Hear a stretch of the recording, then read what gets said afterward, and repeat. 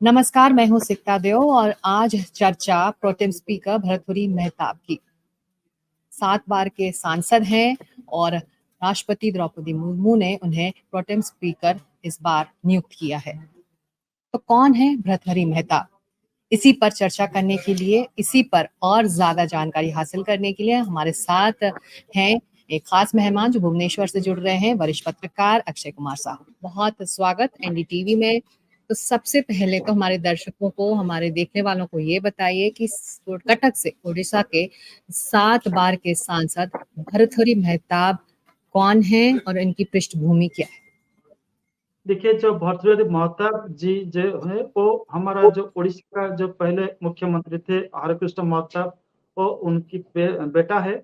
और वो एडिटर रहे हैं आपका प्रजातंत्र, जो एक समय एक अच्छा अखबार था, अभी भी प्रजातंत्र चल रहा है, तो वो उनका एडिटर है।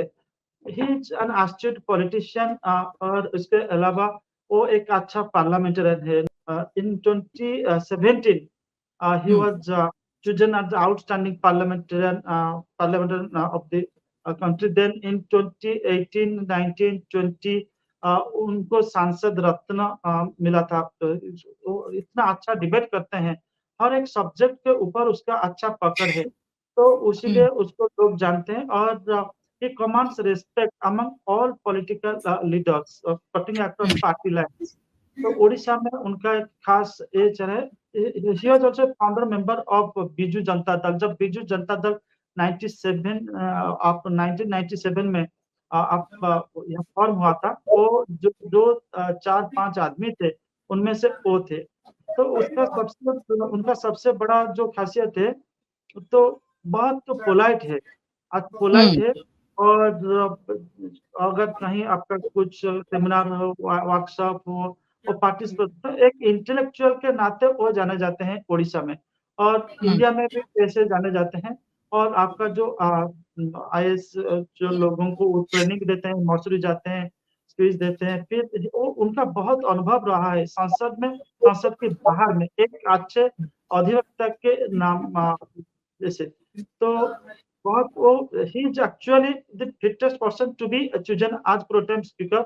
उनका तो नाम चल रहा था वो स्पीकर होने के लिए। हम उड़ीसा के लोग उम्मीद कर रहे थे शायद वो बन सकते हैं स्पीकर। वो ऐसे एक शख्स है जो स्पीकर बनने के लिए काफी फिट है। तो जी, प्रोटेम तो आप कह रहे हैं कि स्पीकर। उनका जो एक्सपीरियंस रहा है वो बिल्कुल फिट है प्रोटेम स्पीकर, ना सिर्फ प्रोटेम स्पीकर बनने के लिए बल्कि लोकसभा के स्पीकर बनने के लिए। लेकिन ये बताइए, 7 बार के सांसद रहे मेहताब, लेकिन 6 बार वो बीजेडी की टिकट से आए और फिर 7वीं बार अब बीजेपी को उन्होंने ज्वाइन किया चुनावों से ठीक पहले, और फिर अब बीजेपी के वो सांसद बनकर लोकसभा पहुंचे हैं।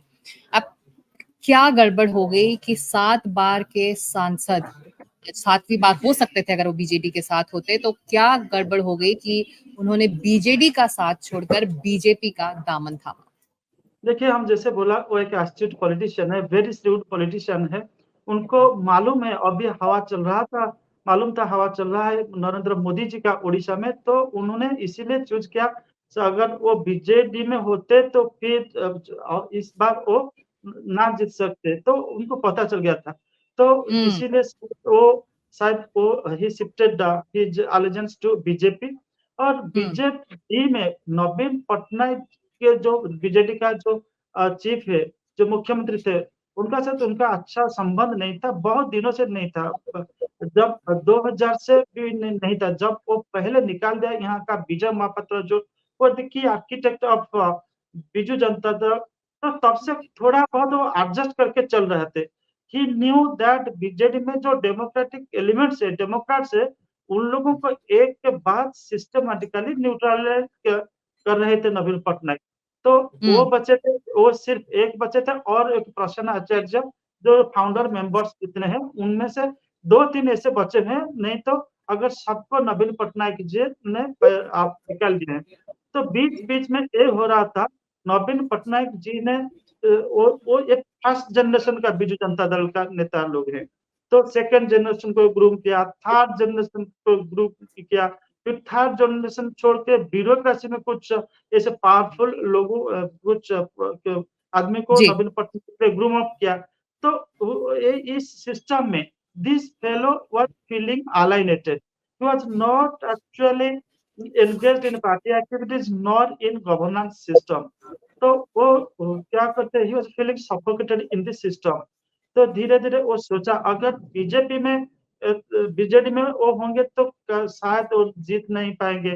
फिर बीजेडी में कंटिन्यू करेंगे तो पूरा उनका पॉलिटिकल जो करियर खत्म हो जाएगा।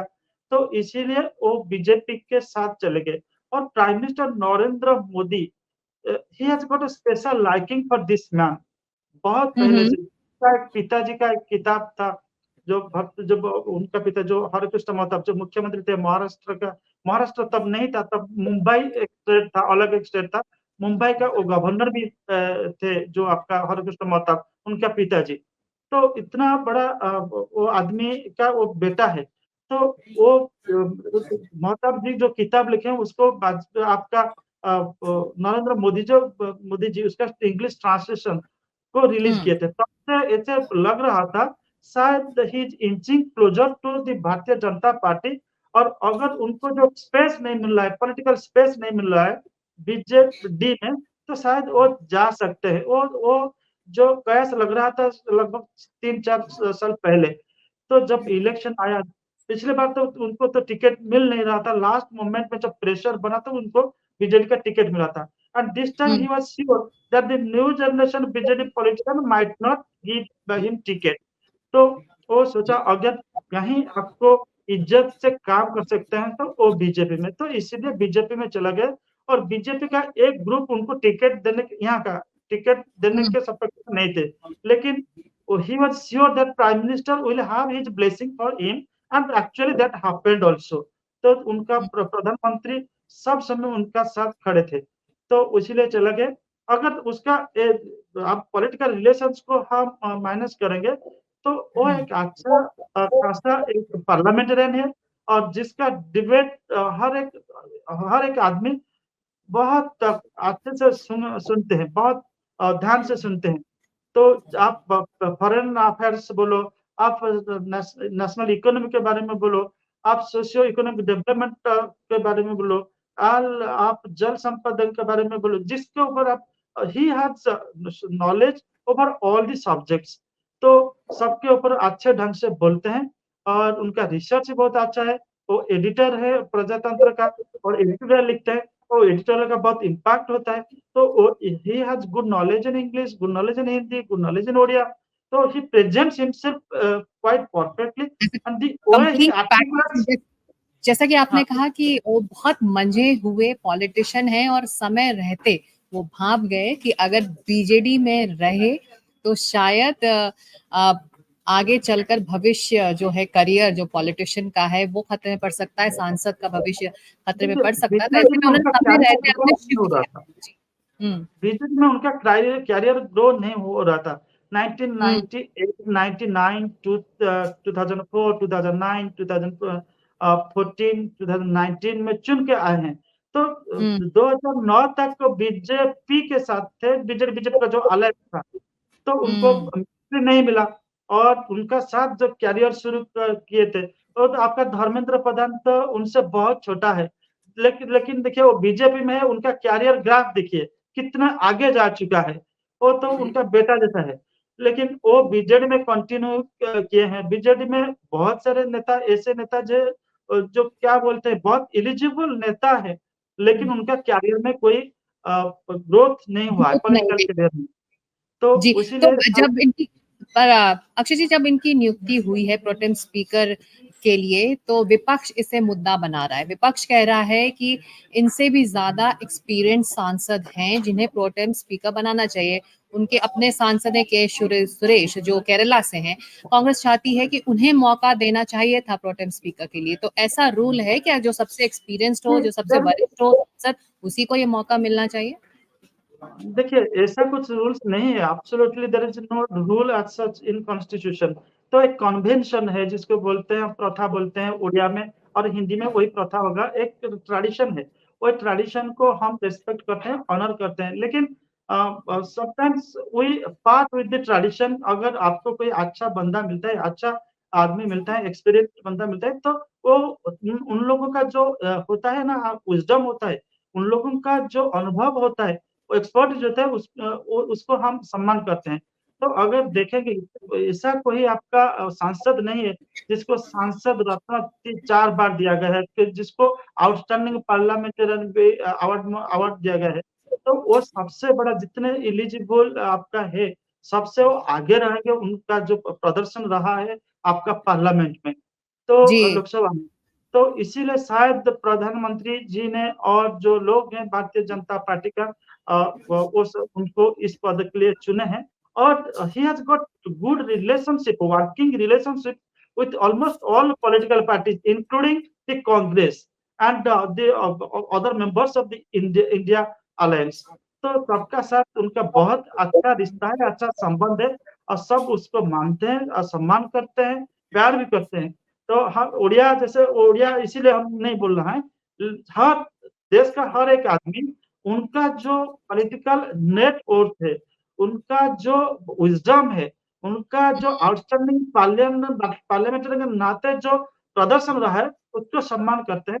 तो पॉलिटिक्स तो होगा ही होगा, तो थोड़ा बहुत पॉलिटिक्स होगा ही होगा, लेकिन लोग शायद हर लोग शायद खुश होंगे क्योंकि उनको प्रोटेम स्पीकर बनाया गया है और खुश होते तो अगर उसको वो पद पर स्पीकर के पद पर उनको बैठाया जाता था। जी। एक आखिरी सवाल, प्रोटेम स्पीकर की नियुक्ति के बाद उसकी ज़िम्मेदारी होती है कि जब तक लोकसभा में स्पीकर ना चुना जाए, तो वो सारी उस ज़िम्मेदारी का निर्वाह करें। यही बात होती है, प्रोटेम स्पीकर की ज़िम्मेदारी यही है जब तक स्पीकर नहीं चुना जाता लोकसभा में? जी, प्रोटेम स्पीकर जो होते हैं, जो नए सांसद आए हैं, उन लोगों को शपथ पत्र कराएँगे। फिर और जो प्रोसेस है आपका, जो नया स्पीकर होंगे, वो तो आपका नॉमिनेशन फाइल करेंगे। वो नॉमिनेशन का जो प्रोसेस होता है, वो कैसे चलेगा? फिर उन स्पीकर इलेक्शन होने जब होगा ना, तब तक वो जितने सारे प्रोसीजर्स हैं, he has to hmm, conduct all the procedures. तो एक बार नया स्पीकर चुने जाएँगे तो वो उनका जो कार्यकाल खत्म हो जाएगा, automatically it will cease to exist. तो ये जो प्रोसीजर्स है अभी आपका स्पीकर इलेक्शन होने तक उनको ये जितने सारे जो प्रोसेसेस हैं वो कंप्लीट करना पड़ेगा। पहले तो शपथ दिलाएँगे सबको, हुँ। फिर स्पीकर का जो इलेक्शन है उसको भी वो उनको कंडक्ट करना पड़ेगा। जी, बहुत शुक्रिया हमसे बात करने के लिए। तो हम उम्मीद करते हैं कि जो हमारे जो सुनने वाले हैं, हमारे दर्शक हैं वो भर्तृहरि मेहताब जो प्रोटेम स्पीकर नियुक्त हुए हैं, उनकी पृष्ठभूमि के बारे में आज कुछ जानकारी इकट्ठा कर पाए हों। अक्षय जी, शुक्रिया हमसे बात करने के लिए।